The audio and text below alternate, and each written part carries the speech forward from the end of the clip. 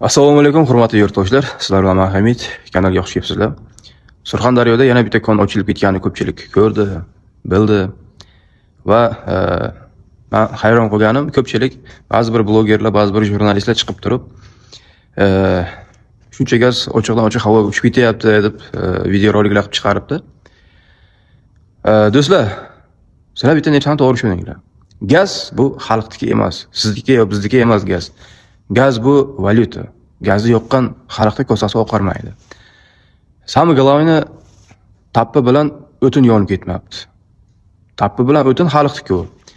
Gazga kelsak bu valyuta bu.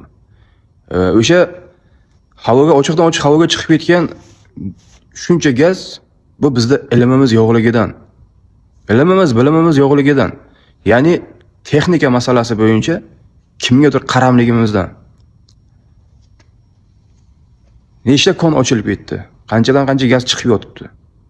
Ya'ni bu xalqniki o'zi aslida. Ochiqdan ochiq havoga chiqib yotibdi, lekin xalqqa kelganda gaz masalasi bo'yicha limit qo'yib qo'yibdi. Svetga ham, gazga ham. Lekin mana Surxondaryoda qanchadan qancha gaz ochiqdan ochiq havoga chiqib yotibdi. Mana shuning uchun aytayapman, bizda ilmimiz yo'qligimizdan, o'sha gazni eplab ola olmaganimizdan. Ya'ni texnika masalasi bo'yicha tepada o'tirgan ba'zi bir amaldorlarning saviyasi yo'qligidan, bilimi yo'qligidan, o'qimaganligidan. Agar o'sha o'qiganda, aqli bo'lganda, bilimi bo'lganda, o'sha gazni ancha oldin qo'lga olgan bo'lardi. Bironta konni ko'rmadim-ku, obdon yopilganini. Hozirgacha yopildi deb chiqib munosabat bildirgan, hozirgacha o'sha yerdan chiqib yotibdi gaz. Odamlarni zaharlab. Mana bizda asl holat qanaqa?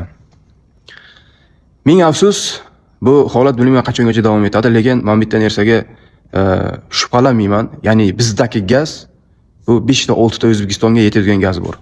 Ya'ni bu gapni oldingi prezidentimiz ham aytib ketgan adashmasam. Bizda juda katta gaz koni bu, bu. Lekin bilmayman nimaga bu narsani eplay olmayapti.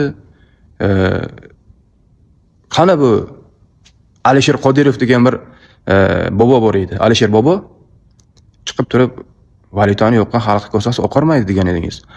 Bu ochiq havoga uchirib qo'yganlarni kosasi oqaradimi? Nima deb o'ylaysiz?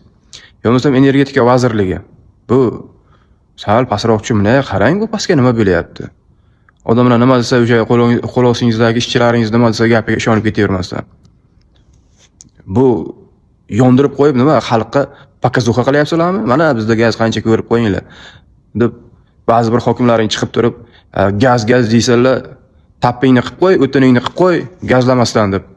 Nima domla yashaydiganlar nima u o'zini axlatidan tappi yasasinmi, nima qilsin?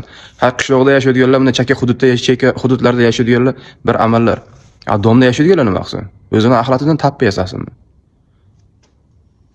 Men videoni qo'yaman, kiringlar. Men bu konni ko'rib umuman boshqa narsa deb o'ylabman. Bu bilsam gazdan shunaqa holat paydo bo'lgan. Ya'ni bir vulqonda chiqib yotibdi-da, atrofda ko'rsalaring tuproq uyum bo'lib ketgan.